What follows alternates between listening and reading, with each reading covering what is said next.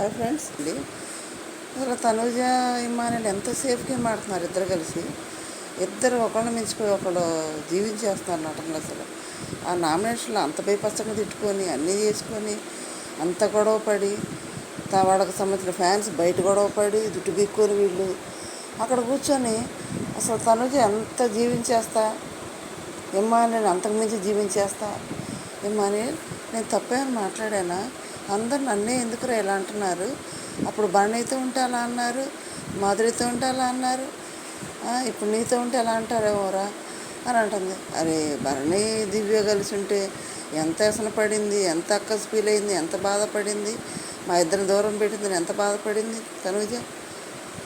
గొరగోలు చేసుకుందామే కదా, మా ఇద్దరి మధ్య దూరింది, నాన్న దూరం అయ్యాడు, నాకెవరు సపోర్ట్ చేయట్లేదు, నేను ఒంటరిని అయ్యాను, నాకెవరు లేరు మాట్లాడిన తనూజనే కదా.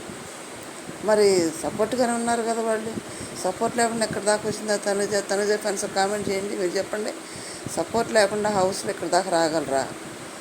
వస్తారా? బయట ఓటింగ్ సరే, హౌస్లో సపోర్ట్ కూడా కావాలి కదా. బయట ఓటింగ్ ఉంది, దాన్ని బట్టి లోపల ఆడుతుంది, బాగానే ఉంది, ఆడి ఓటింగ్ వేస్తాం.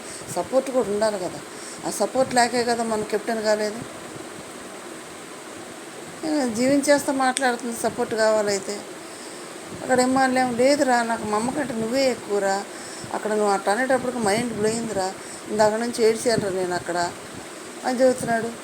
తనూజ ఇట్లా అర్థం చేసుకుందని 2 నుంచి ఏడుస్తున్నారు నేనేం చెబుతున్నాడు ఇమ్మానుయేల్. ఎక్కడ ఏడ్చాడు లైవ్లో మాకు తెలియకుండా? మనకు తెలియకుండా ఎప్పుడు ఏడ్చాడు ఇమ్మానుయేల్? చెప్తున్నాడు, ఇద్దరు షేక్ హ్యాండ్ వేసుకొని మనం బెస్ట్ ఫ్రెండ్స్గా ఉందాం, ఇక ఏదో షార్ట్ అవుట్ అయిపోయిందిగా అని అంటున్నాడు. అక్కడ ఇమ్మానుయేల్ భరణి దివ్య కూర్చొని వెళ్ళి, భరణి గారు ఇట్లా చేయటం నాకు ఏదో మైండ్ బ్లోయింగ్ ఉంది అని అంటుంటే, లేదు అట్లా చేయటం కరెక్ట్ నామినేషన్లో. ఇప్పుడు నాకు నామినేషన్ చేసింది, తన ప్రశ్నలు నన్ను అడిగింది, నా ప్రశ్న తను అడిగాను, ఆన్సర్లు దొరికినాయి, షార్ట్ అవుట్ అయిపోయింది, ఇంకేముండదు మా ఇద్దరి మధ్య, అలాగే చేసుకో నామినేషన్ అంటున్నాడు. ఇంతసేపు ఏం అంటున్నారు బాబా?